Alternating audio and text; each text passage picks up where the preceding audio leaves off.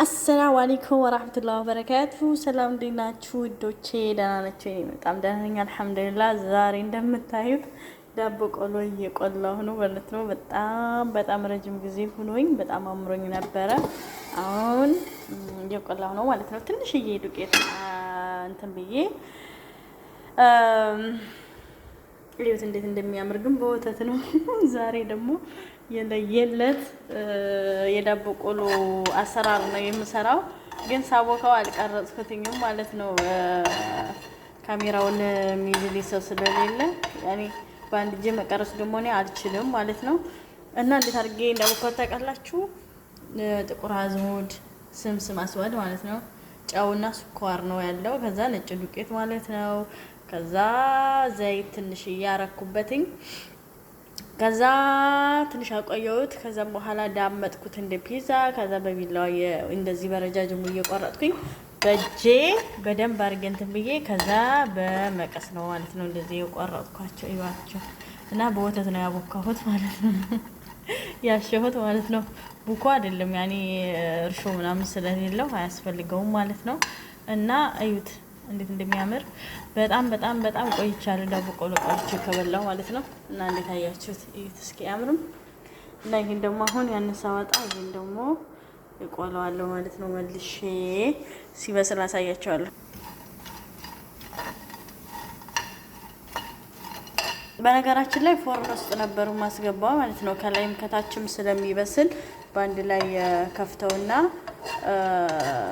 ፎርን ውስጥ ነበር እስከዛሬ የምሰራው ማለት ነው። ፎርናችን ተበላሽቷል።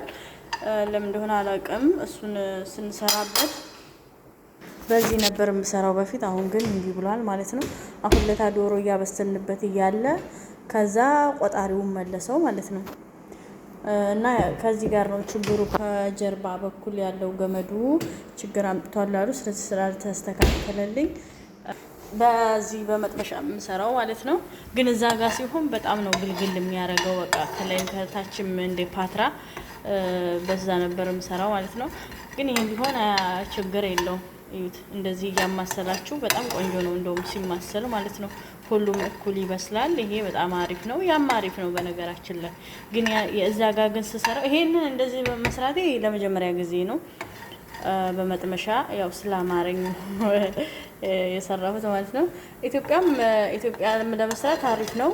ኢትዮጵያ ደግሞ ፎርን እንኳን አለ እየገዙ ነው ብዙ የመዳም ቅመሞች ይሄንን ሲሊንደር እየገዙ ነው።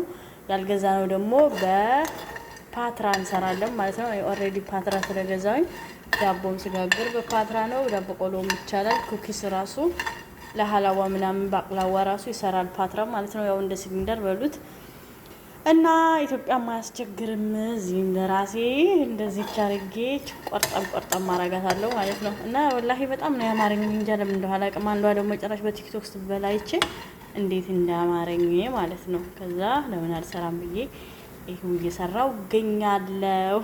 እናንተም ካማራችሁ እንደዚህ ሰርታችሁ መብላት ትችላላችሁ። በጣም ቀላል ነው ማለት ነው።